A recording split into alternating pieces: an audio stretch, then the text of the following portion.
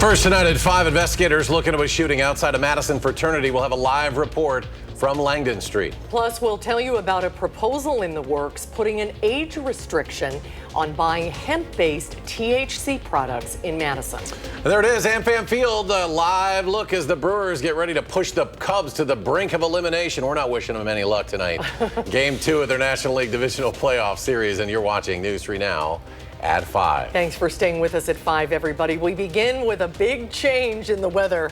What a difference a day makes, right? We had record warmth the past few days. Cooler weather, showers on and off this evening. Meteorologist Jacob Madison out on the weather patio with more. Jacob.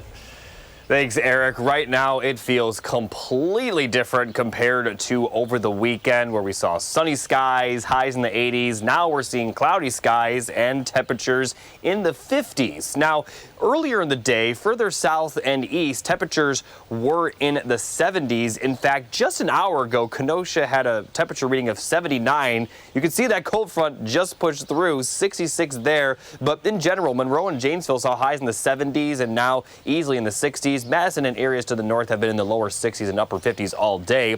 But taking a look at the temperature change from 24 hours ago, up near 20 to 25 degrees cooler than this time yesterday. Now, right now, I'm getting a little bit of sprinkle activity overhead, a few very light showers across southern Wisconsin. This is going to continue throughout the evening. Not really going to bring in rainfall too heavily. Now, rain is going to be a little bit more consistent once we get to the overnight hours, especially for Madison and areas to the south and east. But although we could see some pockets of moderate rainfall, nothing is going to be terribly heavy, and we're not expecting any thunderstorm activity. So for this evening, temperatures mostly in the 50s with some on and off light showers. And then during the overnight hours, once we get closer to sunrise Tuesday, the rain will clear up with lows dropping into the upper 40s and lower 50s. But I'll continue talking about the fall-like weather. In fact, we're going to see some pretty chilly overnight lows, not just the daytime highs, but the overnight lows. Very chilly the next couple of nights. I'll talk more about that coming up a bit later. All right, Jacob, thank you. A teen was taken to the hospital after being shot during what police describe as a large fight in downtown Madison. Police say the 18-year-old victim was treated and released at a nearby hospital. Our Jalen Banks joins us live from Langdon Street with the latest details from Madison Police. Jalen? Susan and Eric, I'm currently on the 200 block of Langdon Street where this past weekend's incident had took place involving one of the fraternities on the street. Now, the thing about this street in particular is it's not far from campus at all. We are just down the street from campus and Library Mall. This street in particular has several frat houses and multiple apartments that, house students as well. Now, I want the viewers to take a look at their screens and see the video that's on there. Now, you're able to see the fight taking place here on Langdon Street and a person eventually pulling out a firearm. Now, the moment the video cuts away from the fighting is when the gun was actually fired.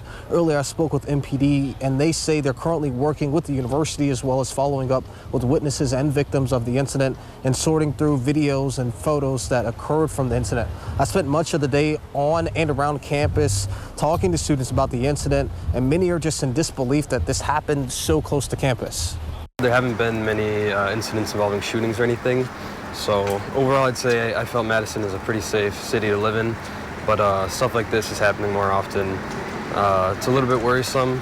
UW Campus Police has been sending out alerts when stuff like this happens, but being just outside of the campus, there were no alerts going out for this particular shooting when it happened, so I thought that was a little bit concerning.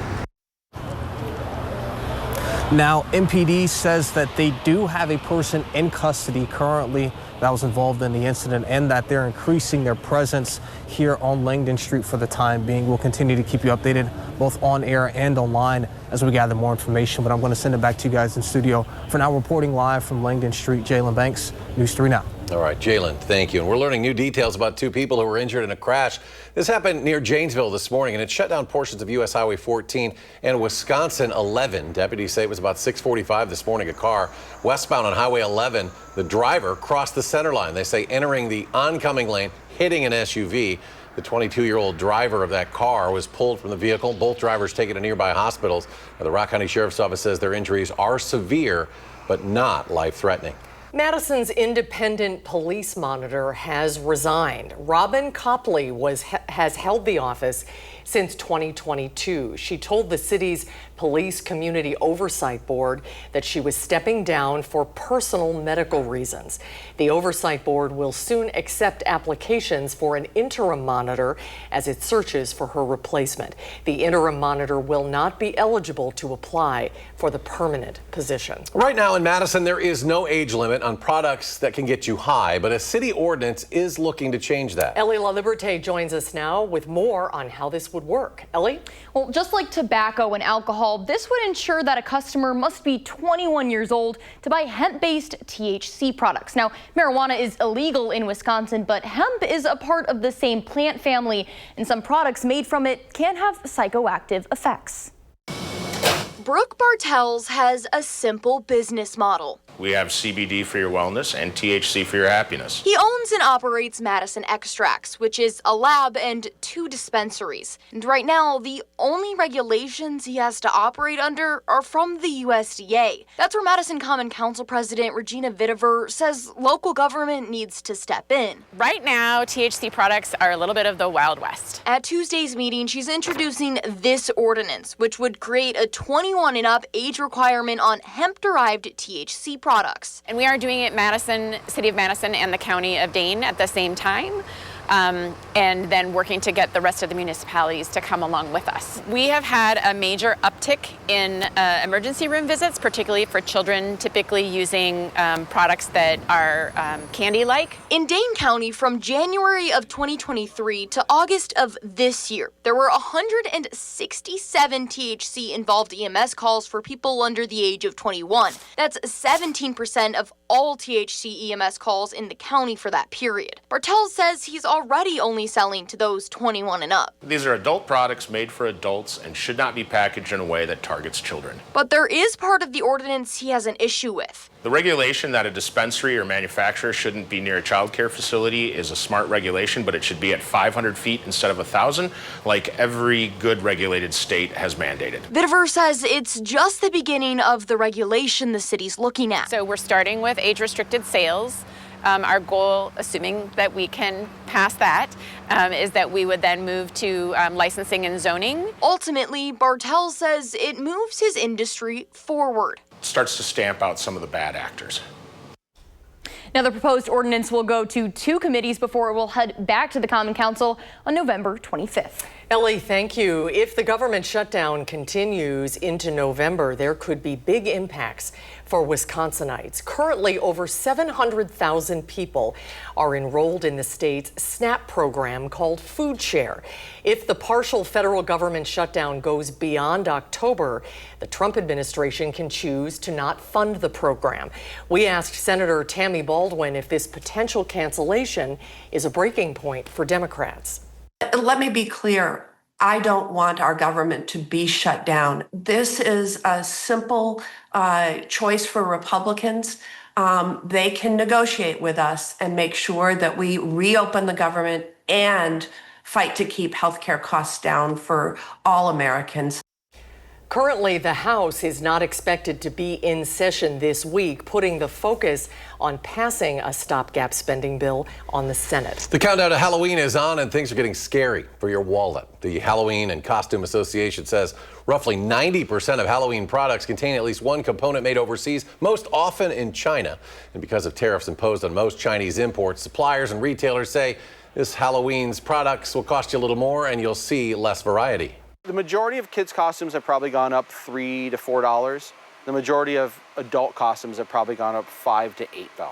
Now, some items made in Mexico, Vietnam, India, or the UK will not see a price hike, but anything involving plastics or textiles is predominantly made in China. Well, Christmas, believe it or not, is 2.5 months away. Retailers are already pushing holiday shopping. No need to wait for Black Friday. Target, Kohl's, Amazon, and Walmart all have sales this week.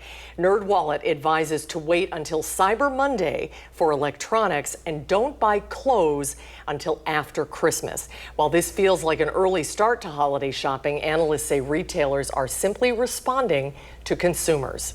And the reason is of all of this uncertainty we've been talking about, Gail, right? People are thinking about the government shutdown, tariffs, inflation, and they're worried their dollar isn't going to go as far. And retailers are recognizing this. Adobe Analytics says discounts this holiday season will range from 18% off furniture to 28% off electronics. The Milwaukee Brewers fresh off a big win against the Chicago Cubs on Saturday. The crew now preparing for Game 2. It is tonight at American Family Field. For more on how the fans are gearing up for tonight's matchup, let's go live to Armand. Rahman, look at him tailgating with the tailgaters outside of the ballpark. Armand? Eric and Susan, the beer is flowing, the brats are grilling, and the tailgate is happening right here. Take a look at this. All of the Brewers fans out here ready for Game 2 against the Cubs. We have that one lone Cubs fan over there. Not quite sure what he's up to right now, but you know what? Yeah, down. They're booing him. Boo. There we go. They'll get him out of here in a little bit. And you know, you'll never know what to expect. Go Brewers. Woo! Go Brew Crew. You never know what to expect here at a Brew Crew tailgate. I don't think the Cubs fans look as good as some of our fans here. Take a look at these guys here. Brian and Todd, you guys, tell me a little bit, explain the inspiration behind the look. Just being what we do. Yeah, we've been doing it since 2013. It's permanent here today. We go to work like this. We do it for the entire season. We just support them until they're done, and then we go green and gold. Wow, that's awesome. That is dedication. Tell me, you guys, how you feeling about the game tonight? I know Aaron Ashby, starting out here, could be a little bit of a toss-up. Anything could happen. What you think? I think it'll be all right. I was hoping they wouldn't do that because that's a council trick, but we'll see if he can get a couple innings out of them, and then I'm hoping they bring in like Priester or something. We're guessing maybe that's the way it's going to go. So we got to take this one. I think we take this one. We're golden. Definitely a big game. Thanks, guys. All right, go Bruce. Go Brewers. All right, and again, that game, first pitch here is at 8 o'clock. We're going to be here all the way through News 3 Now at 6, talking to some more of these fans tonight. So for now, reporting live from the AmFam Field parking lot, I'm Armand Rahman, News 3 Now. Have fun, Armand. Those are dedicated. They're dedicated. They wear them to work, he said, all year. It's permanent tie. Yeah, it's nice that they can extend the season and the playoffs so they can keep those blue and yellow instead of green and gold. Ahead at 5, the federal government shutdown is entering its second week. And Illinois looks to block the deployment of National Guard troops. What accusations are being made by Illinois Governor J.B. Pritzker? Later at 5, a Packers wide receiver back on the practice field after knee surgery. How Christian Watson is feeling during his first practice back. And mixed numbers for Monday trading on Wall Street. The Dow falls more than 63 points. NASDAQ jumps more than 161. S&P adds 25. We'll be right back. You're watching News 3 Now at 5. Welcome back. Democrats and Republicans continue to blame each other as the government shutdown enters week 2. This afternoon, the Senate reconvened to vote once again on Republican and Democratic measures to reopen the government. Democrats are holding out for extending Affordable Care Act tax credits expiring this year and rollbacks to Medicaid cuts. But Republicans insist the shutdown needs to end first by passing a short-term spending bill. The only reason the government is shut down is because Democrats refuse to accept a clean, nonpartisan funding extension. Senate Democrats returned to Washington ready to negotiate. We're ready to work with Republicans to reopen the government. A new CBS News poll shows 39% of Americans blame President Trump and congressional Republicans for the shutdown. 30% blame Democrats and 31% blame both equally. A federal judge blocked the Trump administration from sending the National Guard into Portland, Oregon, and Chicago is now hoping for a similar outcome. A CBS News poll finds about 6 in 10 Americans oppose sending the National Guard or military troops into U.S. cities. As federal agents clash with protesters in Chicago, Illinois Governor J.B. Pritzker accused the administration of trying to provoke reactions. The Trump administration is following a playbook. Cause chaos, create fear and confusion, make it seem like peaceful protesters are a mob by firing gas pellets and tear gas canisters at them. Illinois and Chicago have now filed suit to block the Trump administration from sending 300 National Guard troops from the state to Chicago. White House Press Secretary Caroline Leavitt says results in Washington and Memphis show that federal involvement has worked to reduce crime. Now we check our weather. The fall-like temps have arrived across southern Wisconsin. And a little rain as well. Here's Jacob with the forecast. Yeah, we're going to continue to see some light showers through tonight, and even after the rain clears out and the sun comes up, we're still going to be seeing some fall-like temperatures. That is until the weekend, where we are going to see those temperatures warming up a little bit with highs back in the 70s. But those 70s next weekend will still be a lot cooler than the 80s that we've seen this past weekend and in general over the past week.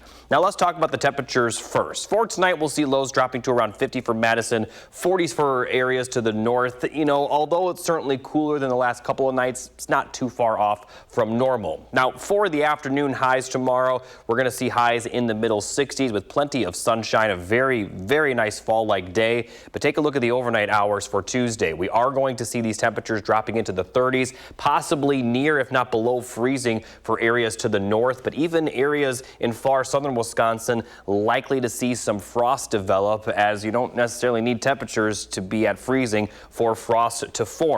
Now for Wednesday, it actually will be a little bit cooler Wednesday afternoon compared to Tuesday afternoon, and Wednesday night we're going to continue to see these temperatures dropping into the 30s. Now this looks like the last night, at least for now, with these cold temperatures, but Tuesday and Wednesday night expect to see some frost develop. Now looking at the current radar, still seeing some light showers. These are going to continue for the next several hours. Once we get to the overnight hours, we actually are going to see the rain a little bit more consistent.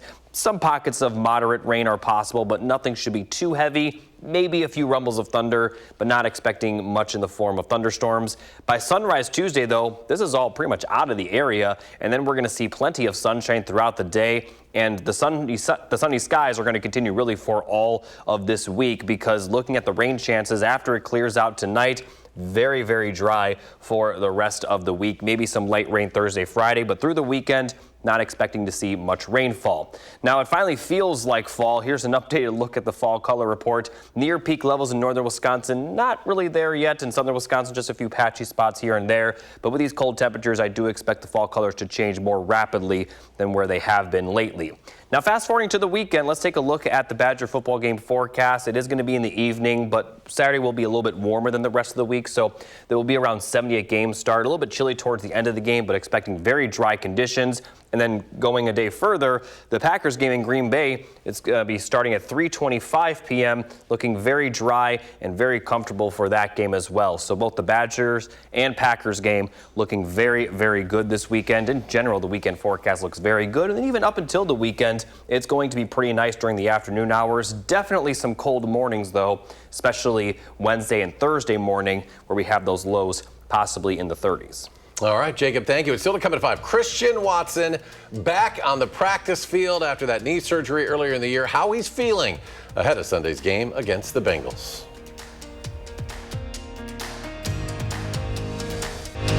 You're watching News 3 Now at 5. Well, it's been a long recovery, but Christian Watson is practicing once more with the Green Bay Packers. They could sure use him. It comes after that ACL tear in his knee last season. News 3 Now senior Packers writer Jason Wilde caught up with the wide receiver to see how Christian Watson felt to be back on the practice field. 9 months and 1 day. That's how long Christian Watson had gone from tearing his ACL in the team's regular season finale on January 5th against the Chicago Bears right here at Lambeau Field until practicing today inside the Don Hutson Center. And while it was a long wait, the Packers' downfield threat of a wideout felt exactly like he should, 100%. I mean, today I felt like I was 100%. And I just need to, continue to stack days. If I can stack, a week of, feeling 100%, then, I'm sure that confidence will come and I'll be ready to go. Now, whether Watson will get the medical clearance to play in Sunday's game against the Cincinnati Bengals right here at Lambeau Field and right here on Channel 3 remains to be seen, but the progress he has made in just over 9 months is nothing short of remarkable. Whether he has his speed, which is one of his dominant characteristics, we'll have to wait and see on that as well. But he has started his official journey back onto the active roster. He remains on the physically unable to perform list, but the opportunity to play right out here is not that far away. We'll have full coverage of what Christian Watson told us today, along with everything else Packers, on our website, channel3000.com, for free. And while you're there, remember to sign up for our newsletter, which delivers our Packers coverage directly to your inbox every single day. In Green Bay, Jason Wilde, channel3000.com. And as Jason said, the Bengals are up next. They've got their own injury issues without Joe Burrow for a couple more months. It is a 3:25 kickoff, Lambeau Field Sunday right here. You can watch it on Channel 3. Jacob has a final check of our forecast after another short break. The Mid-Autumn Festival celebrates Asian culture and tradition. We'll introduce you to a family with a generational recipe for the holiday's most popular treat, the mooncake. And doctors gave a Georgia teen just a few years to live, but the outdoors gave him a second chance and a powerful new mission helping others do the same. That's tonight on the CBS Evening News. And coming up on News 3 Now at 6, continuing coverage after 2 people are injured following a shooting outside a Madison fraternity. That story and more. Join us at the top of the hour on News 3 Now at 6. Finally tonight at 5, all eyes will be on the sky. The harvest moon will be visible tonight. It's extra special because it's the first of 3 back-to-back supermoons. Now, supermoon happens when the moon reaches its nearest point to Earth, making it look larger and fuller.